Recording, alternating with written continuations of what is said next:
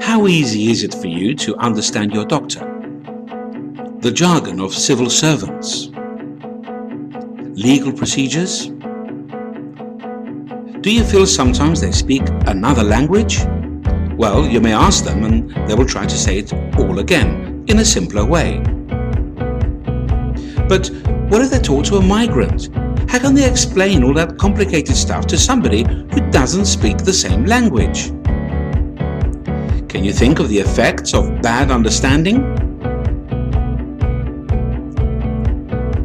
The delays caused to those waiting in line?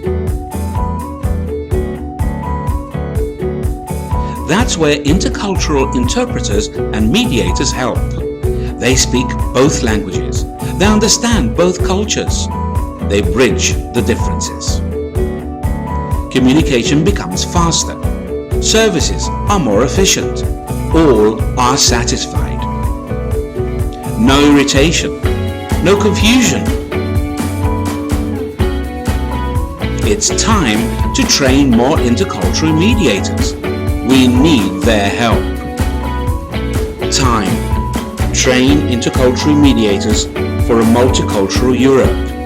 www.mediation-time.eu